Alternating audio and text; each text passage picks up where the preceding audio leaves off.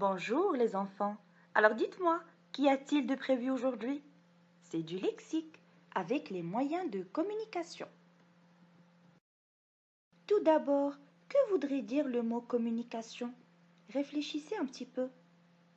C'est un mot de la même famille que le verbe communiquer, c'est-à-dire transmettre, faire passer ou faire partager quelque chose.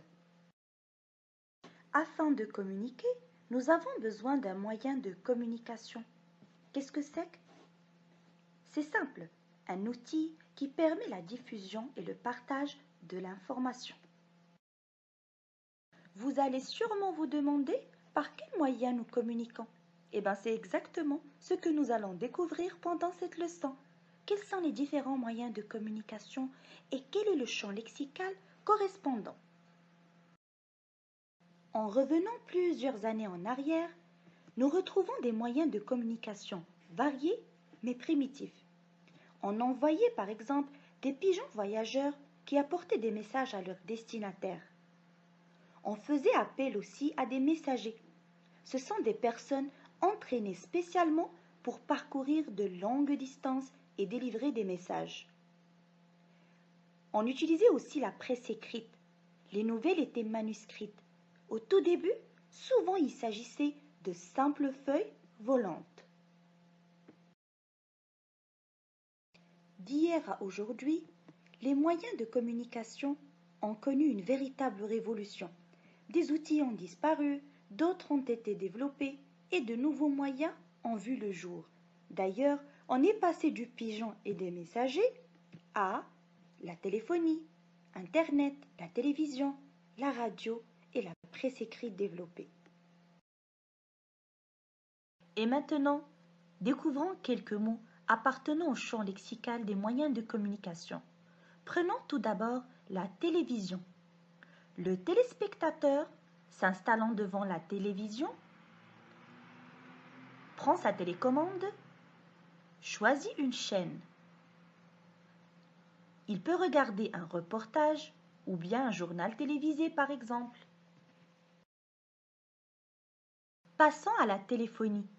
Grâce à un réseau, nous pouvons appeler ou téléphoner un proche en utilisant un portable ou bien un téléphone mobile. Internet, ce réseau informatique mondial devenu indispensable de nos jours. L'internaute se connecte en utilisant un ordinateur, un téléphone portable ou une tablette, puis accède à un site ou un blog.